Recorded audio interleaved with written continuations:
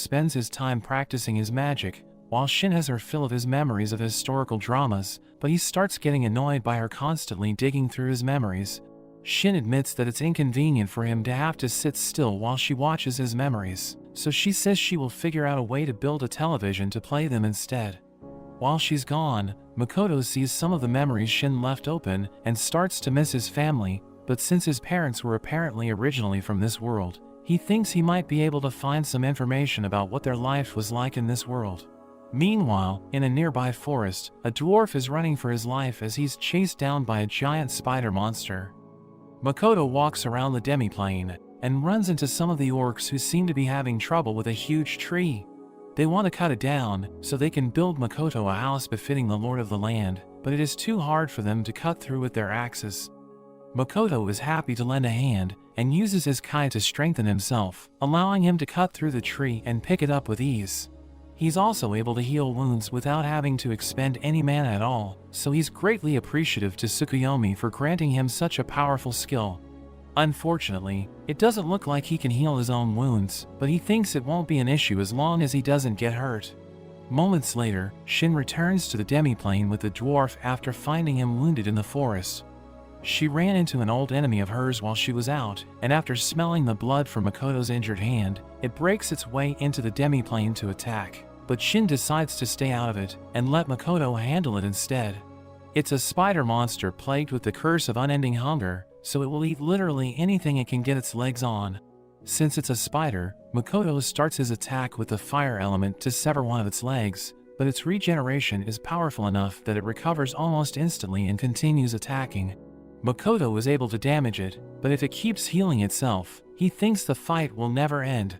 He continues launching fire spears, but he ends up getting caught off guard and stabbed through the gut by the spider's leg, but it just makes him angrier. He unleashes his full power and begins firing repeated fire blasts with no delay in between, following it up with an insanely destructive water arrow.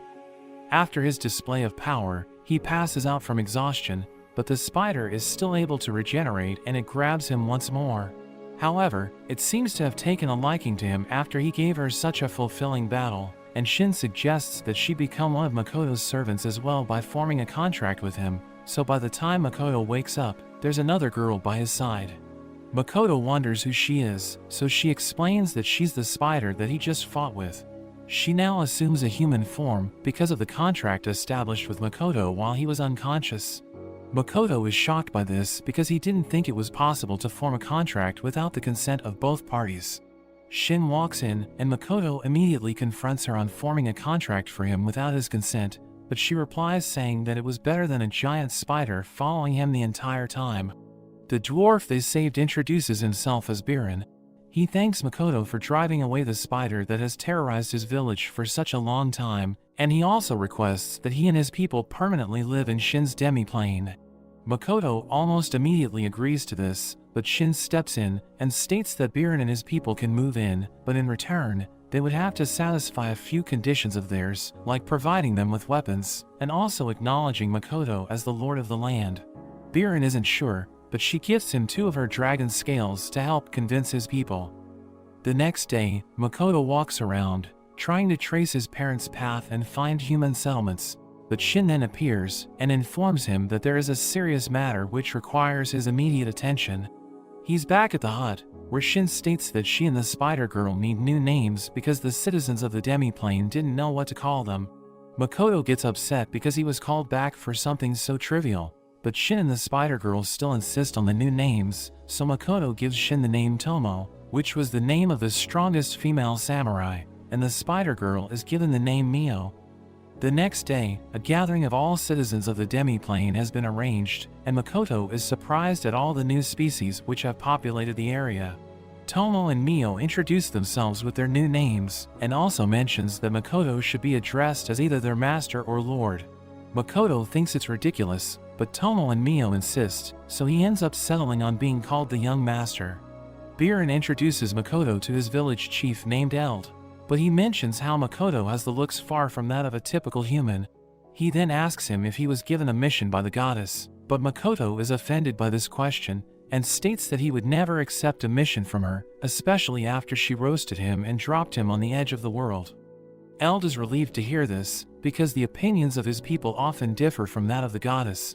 Tomo steps in and introduces a species known as the Mist Lizards, who are her loyal followers equipped with both air and water attributes. Mio then introduces her own loyal followers to Makoto, known as the Alki, whose long-term hunger has now been satisfied ever since they received some of Makoto's blood and mana. Makoto gives a brief speech to the citizens and immediately heads out in search of the village he had spotted earlier. He walks for a while and observes a human girl, but she's immediately frightened and runs away the moment she sees him. He continues towards the village, wondering why she ran away, and he's greeted by a horde of villagers, who all point their weapons at him. The people of the village speak in a language which Makoto doesn't understand, and they start to attack him, so he gets driven away. He then realizes that he couldn't understand the language because the goddess gave him the ability to speak every language besides human.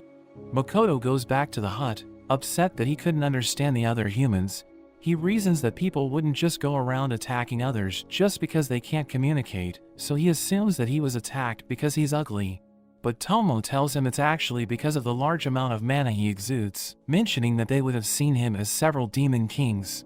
Emma mentions that an easy fix for this is for Makoto to suppress his mana by imagining a lid on it, so he tries doing this, but there is only a slight decrease in mana. Makoto refuses to give up, so he vows to learn the common speech and also figure out how to suppress his mana. A magic expert named Rugu brings him a ring that can suppress his mana, but when he puts it on, it's immediately overloaded and destroyed.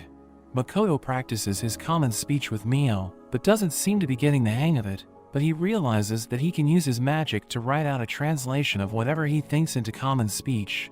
Rugu arrives with a new magic ring, and it successfully absorbs Makoto's mana this time, but Rugu warns him that the ring changes colors from white to red when it reaches its capacity. Makoto returns to the village in a carriage, while also dressed in a cloak and mask, with the alias of being a wealthy merchant's son, and he's able to get through. He notices that everyone in the village is good-looking, which makes him upset, since he's the only ugly person. They arrive at the Adventurers Guild, where they are greeted by the receptionist, but she finds Makoto's appearance suspicious, so Mio and Tomo state that he's being forced to wear that mask and also can't speak because of a curse. The receptionist explains that each adventurer starts at rank E, and they can rank up by completing quests. Mio and Tomo are given measuring scrolls to determine their level, and everyone is shocked to see that Tomo is level 1320, while Mio is level 1500. But Tomo is upset that Mio is higher level than her, and she demands that they are re-evaluated. Meanwhile, Makoto's level is evaluated, and he's embarrassed to see that he's still at level 1. They ask for a room for the night, so the innkeeper tells them it will cost 6 gold coins. They find the price absurd, so after a